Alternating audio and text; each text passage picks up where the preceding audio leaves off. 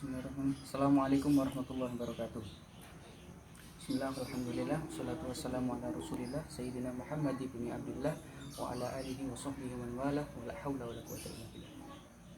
Oke, di sini saya akan menjelaskan tentang mengenal istilah jami, musnad, sunan, dan mustadrak. Kenapa ulama hadis membagi dalam beberapa istilah ini? Karena dimaksudkan untuk mempunyai faedah supaya kita lebih mudah dalam ketika kita akan mencari suatu permasalahan, seperti kita dapati permasalahan hadis yang seperti ini, maka kita tahu kita itu harus mencari di mana, di kitab yang mana, dan yang masuk kategori yang mana. Oke, kita yang masuk dalam pembahasan pertama, yakni al-jami. Al-jami adalah kitab-kitab hadis yang di dalamnya menghimpun semua permasalahan hadis, semua yang disandarkan oleh Rasulullah dalam segala sisi aspek, seperti akidah yang di dalamnya adalah iman, Islam, tauhid, dan lain-lain. Yang kedua adalah fikih, toharo, sholat, terus dengan muamalah. Kemudian yang ketiga, riwayat-riwayat bagaimana cara hidup Rasulullah, bagaimana Rasulullah dengan berhubungan dengan orang lain, dan semuanya ini berada di al-jami. Kenapa disebut al-jami? Karena di dalamnya masih pembahasan hadis yang umum. Semua permasalahan, semua hadis-hadis ini ada di sini. Jadi sudah kita ketahui bahwasanya kenapa disebut al-jami adalah karena di dalam al-jami ini sudah mencakup semua pembahasan di akidah, fikih, dan yang lain-lain itu.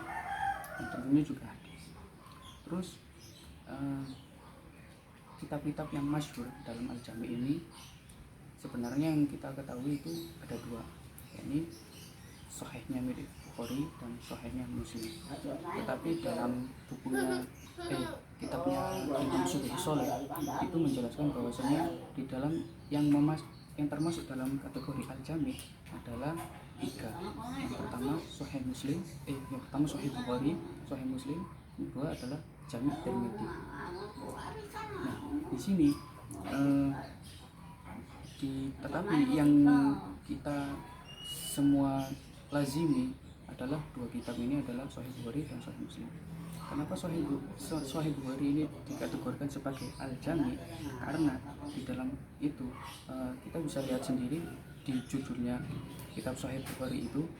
Ketika kita melihat judulnya saja kita sudah tahu, dan di situ ditulis yang pertama al-jami as-sahih al-musnad al-mukhtasar li umuri Rasulillah sallallahu alaihi wasallam wa sunanihi wa ayyamihi. Nah, seperti itu namanya, sangat panjang kan.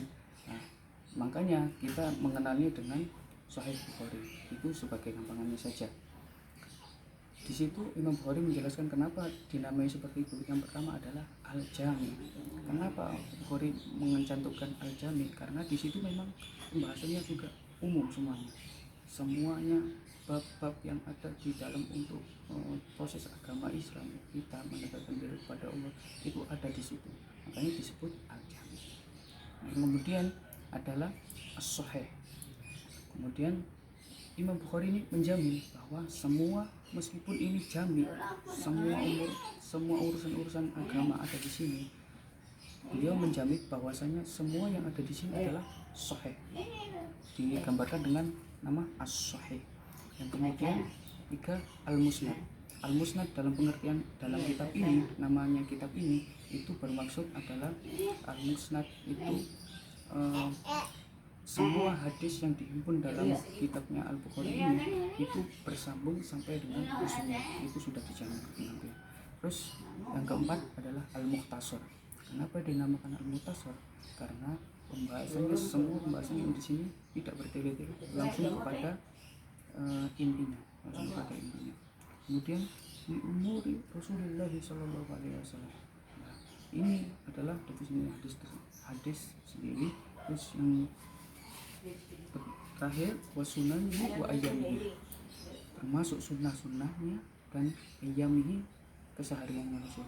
Apa maksudnya sunnah wasunanihi? Di sini dijelaskan bahwa kadang Imam Bukhari ini menuliskan satu hadis sunnah, tetapi ada satu sebab yang beliau ini tidak bisa melakukannya juga, tetapi tetap ditulis, seperti anjuran Nabi dalam sholat tahiyatul masjid. Situ jelaskan sholat tahiyatul masjid ini adalah termasuk sholat yang datus sabab. Sholat itu kan ada 3, datus sabab, muakkad, dan nafal mutlak yang tidak yang terlepas daripada sebab dan waktu. Ya, sedangkan sholat tahiyatul masjid ini adalah termasuk dalam datus sabab. Nah, di sini dijelaskan kenapa, apa alasan kok bisa tidak tetap ditulis, tetapi beliau tidak bisa melakukan, karena di situ dijelaskan bahwasanya rumahnya Nabi itu sudah menjadi satu dengan masjid, sehingga Nabi tidak perlu lagi sholat tahiyatul masjid, langsung sholat berdua, setelah sholat dan menunggu qomat langsung menjadi imam, seperti itu. Yang kedua itu adalah, jadi kesimpulannya adalah jami itu menghitung keseluruhan bab yang ada di dalam agama kita. Terus yang kedua adalah istilah sunan. Sunan adalah gampangannya kitab hadis yang di dalamnya itu tersusun dengan urutan bab-bab fikih, seperti dalam kitab hadis Sunannya Abu Dawud.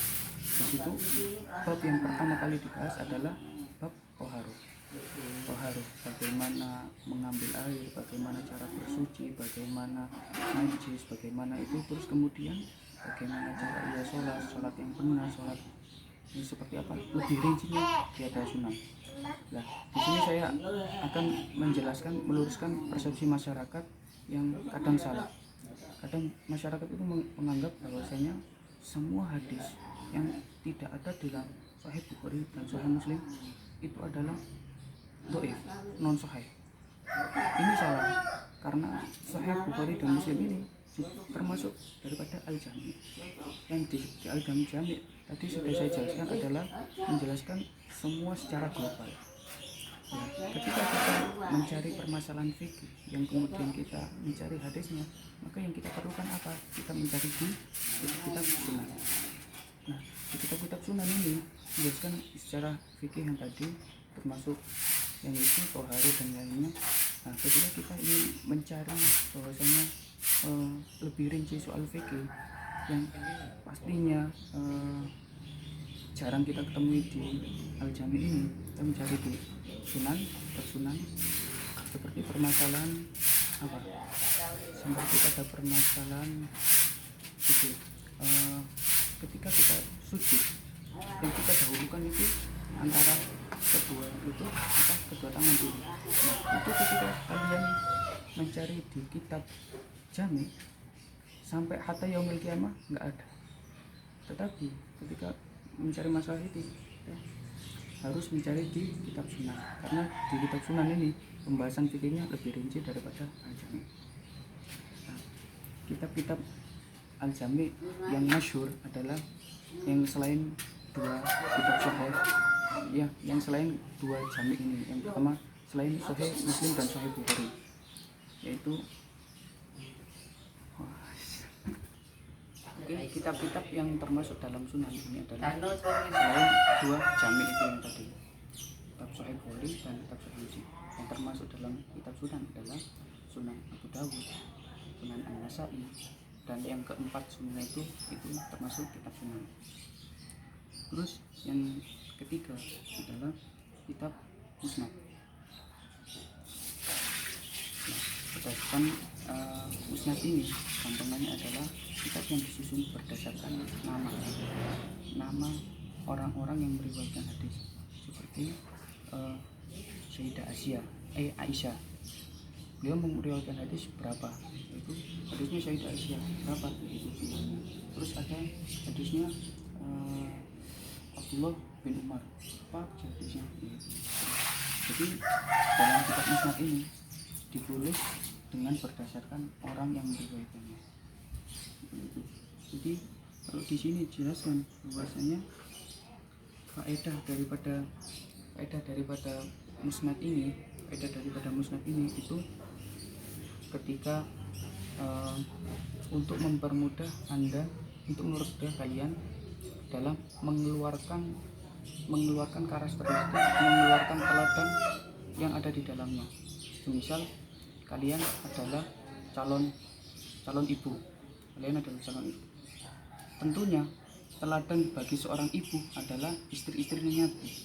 Nah, situ kalian bisa mencari hadis-hadis yang dari istrinya Nabi seperti Sayyidah Aisyah. Kalian bisa mengambil daripada kitab Musnad ini yang diriwayatkan oleh Sayyidah Aisyah, kemudian kalian ambil yang di situ pasti dijelaskan bagaimana cara menjadi istri yang baik, bagaimana cara memperlakukan suami, bagaimana cara memperlakukan anak, semua itu. Jadi di sini faedahnya yaitu untuk mengeluarkan karakteristik keteladanan yang ingin Anda ambil. Kemudian juga yang di dalam ketika Anda ingin mendidik anak. Dulu zamannya Nabi, sangat banyak anak-anak yang langsung belajar kepada Nabi seperti Abdullah bin Umar, dan semuanya itu adalah anak kecil, dan anak kecil mereka itu tadi berhasil, dia ahli Al-Quran, hafidh Quran, ahli hadis, ahli fikih, semuanya. Maka kok bisa jadi seperti itu? Maka kita ambil dari hadis-hadisnya beliau itu, hadis-hadis tentang cara untuk menjadikan seperti itu. Kemudian yang keempat adalah mustadrak. Nah, penggambaran mustadrak ini adalah mustadrak secara pengertian gampangnya itu adalah tambahan. Seperti ini. Ini adalah sebuah gelas. Dua gelas ini adalah keseluruhan hadis. Kemudian gelas ini mencapai isi segini. Ini adalah hadis-hadis yang dikumpulkan oleh Imam Bukhari. Kemudian lagi, karena keterbatasan Imam Bukhari sebagai manusia dalam mengumpulkan hadis, yang dulu juga belum ada transportasi untuk mengumpulkan hadis, sehingga mengumpulkan hadis dengan cara berjalan untuk menelusuri sanadnya, matanya, seperti itu. Jadi beliau juga manusia, sehingga ketika beliau wafat masih banyak hadis-hadis sahih yang belum ia kumpulkan, yang belum sempat ia kumpulkan. Kemudian dikumpulkannya juga Imam Muslim. Ini adalah Imam Muslim. Nah, seperti ini. Imam Muslim kemudian setelah Imam Bukhari wafat, Imam Muslim ternyata juga mengumpulkan sahih-sahih yang bukan tidak mungkin sahihnya Imam Muslim juga terdapat sahih di Sahih Bukhari. Nah, kemudian muncullah mustadrak ini.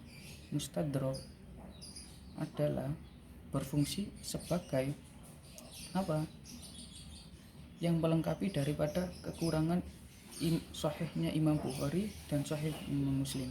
Kemudian muncullah mustadrak karya Imam Hakim yang judulnya adalah Mustadrak ala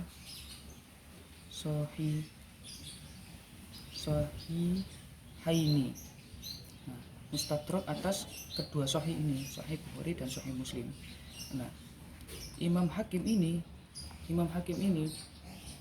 di situ Imam Hakim menjelaskan bahwasanya setelah ia meneliti berbagai banyak hadis, ternyata banyak hadis sahih yang kemudian hadis sahih ini itu memenuhi syarat-syarat sahih daripada syarat sahihnya Bukhari dan syarat sahihnya Muslim, tetapi ini belum terdapat di dalam sahih mereka, sahih Bukhari ataupun sahih Muslim.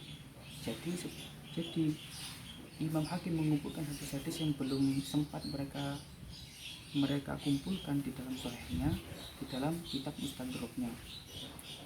Lalu setelah berbagai banyak itu, ternyata yang dihasilkan oleh Imam Hakim ini adalah sangat banyak, sehingga ada ulama yang mengatakan bahwasanya siapa ini? Mengatakan ulama itu bernama Ibn Solah dan Ibnu Hajar al-Asqalani.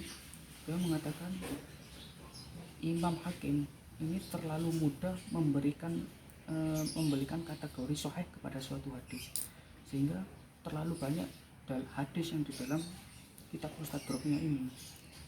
Sehingga yang mengatakan bukan saya, tetapi beliau berdua, Ibn Solah dan Ibn Hajar al-Asqalani, terlalu mudah untuk memberikan derajat sahih kepada suatu hadis. Kemudian muncullah, setelah adanya pendapat itu, muncullah kitab yang bernama Mukhtasar ala Mustadrak, yang berisi tentang rangkuman-rangkuman daripada kitab Mustadraknya Al-Hakim. Apa maksudnya? Mustadrak di dalam Mukhtasar ini karya Al-Dhahabi, bukan Wahabi ya, Al-Dhahabi. Lah, karya Al-Dhahabi ini menjelaskan bahwasanya Mustadraknya Imam Hakim. Di sini dijelaskan dalam kitab itu bahwasanya hadis-hadis yang ada di dalam Mustadraknya Imam Hakim, di situ dijelaskan satu persatu bahwa hadis ini kadang ketika kita menemukan satu hadis yang diriwayatkan dalam kitab Mustadraknya Imam Hakim dibilang sahih, maka jangan dulu mengambil hukumnya, karena kita harus melihat dulu di kitab Mukhtasar Mustadraknya Imam Ad-Dhahabi. Karena apa? Di dalam situ ada komentar-komentar Ad-Dhahabi. Kemudian ketika kalian menemukan kitab hadis sampean menemukan hadis sahih yang ada di sana ini, kemudian di dalam situ komentarnya Imam Ad-Dhahabi apa? Sahih, maka kebanyakan itu juga sahih. Kemudian tetapi tidak memungkiri juga Ad-Dhahabi ini adalah manusia, yang di situ adalah juga mempunyai kesalahan. Jadi, tapi kebanyakan yang dikatakan sahih juga oleh Ad-Dhahabi adalah sahih juga. Seperti itu. Oke, semoga bermanfaat. Itu penjelasan saya. Kurang lebihnya mohon maaf jika ada salah maupun kesalahan saya dalam menjelaskan atau kurang jelasnya. Saya mohon maaf. Assalamualaikum warahmatullahi wabarakatuh.